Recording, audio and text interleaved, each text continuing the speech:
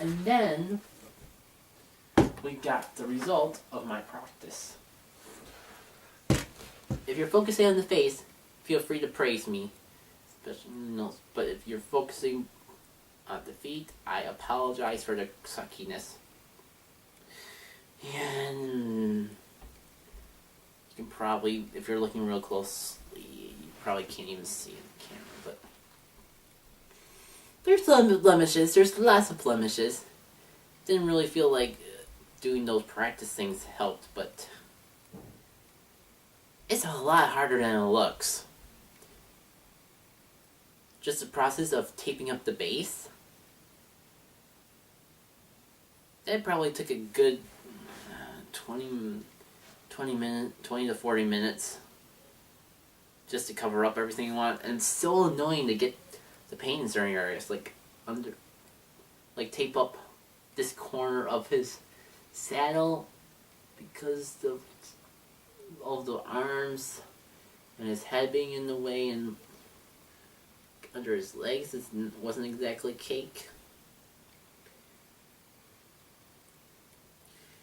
But that's not enough to be an excuse. What can qualify as excuse is this whole concept of fitting paints. Oh my god, there's so much emphasis on, you look up guys and people are saying, fin your paints, fin your paints, fin your paints! And no one bothers to tell you how. Well, some of them may say use water with it, but that's not really specific enough to me. So that's why I end up with a rough underbelly. About halfway through, I kind of started realizing either dipping the brush or dipping water directly into, pouring the paint out separately and directly putting water into that kind of thins it out more. It makes me feel like I could do a lot better job with my second one. It's fine. This is for personal use. So if the quality's bad, then it's my problem, not anyone else's. But it made for a good learning experience nevertheless, and I'm proud of how it came out, even if it does not come out as well as all the other online customs. I did buy another Yoshi and a Peach when they went on sale. So that's Yoshi would probably be a fair one to make, except for the fact of, oh my god, I keep forgetting of how annoying it is to get the paint around the saddle without getting on the saddle. And if you do get on the saddle, how do you get it off? Like, I don't know if you can tell, but my fingers are too fat to get under here. They're too fat to get my fingers in the right area to clean it off, or even paint it, or even put freaking painter's tape around those areas. The bottoms of the feet you might be able to tell are a bit rough, because there's actually still tape there. Because I can get it off, because my fingers are too freaking fat to get the tape under there. Even when I use like a needle and clothespin to pull the tape off, it still couldn't get it all off. And when I did pull it off, sometimes it would pull off the paint itself. I guess long story short, customizing just painting Amiibos, not even doing all this other stuff with the green stuff that you put to make it into different shapes and that. Just painting can be a lot of work. But I think I want to try a couple more before I give up on it. And if you do ever have problems, Magic Eraser is your friend. Not necessarily take care of these bumpy stuff like I learned the hard way. But if you get paint somewhere you don't want it to be, Magic Eraser works great in getting rid of it. Just don't use the whole eraser like I did the first time. Because if you use a good big piece of Magic Eraser, you're going to wipe off more than what you want. That's the way I clean up the base, even though it's not the cleanest.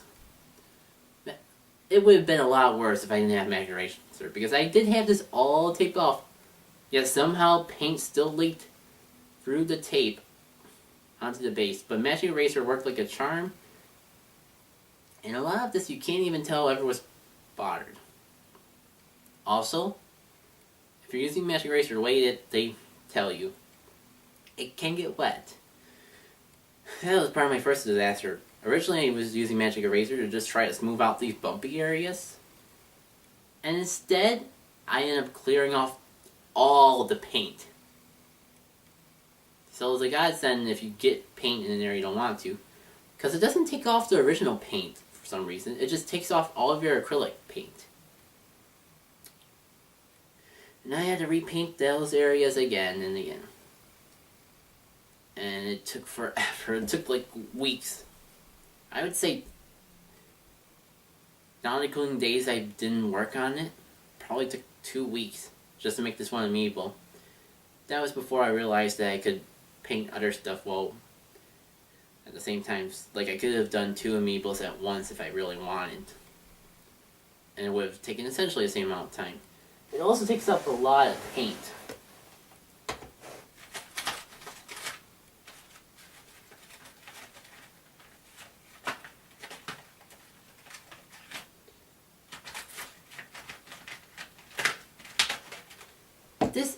It's a yep. This is an unopened thing of paint that I started off with. This is what paint looks like before you use it. This was what my light work ended up with. Graham used to white for a lot of things like the Kirby's and the Amiibos, but between making the base and the final colors, I used about half of this to make that Yoshi. Plus the fact that I essentially erased all my paint off by accident and had to reapply those layers again.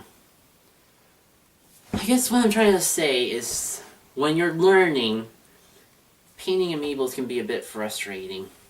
I'm just hoping that as I learn more, it becomes more fun and less frustrating. Because I did have this goal that I want to try to sell custom amiibos as well. I feel like I gotta get a lot better at the painting before I do that, though. And if Yoshi's one of the easiest amiibos to paint, that's a bit troublesome. Because Yoshi was a bit of a struggle. I'm assuming that if I stick towards amiibos that don't have, like, these small areas that I can't get my fingers in, it'll be a lot smoother. Who knows? With some practice, I was able to actually get better at painting without using acrylic tape to assure that I didn't get paints in the wrong areas. Despite the fact that didn't always work, sometimes, somehow, paint would get in areas that I covered up with tape. Point is, I'm assuming I'm gonna get better with it.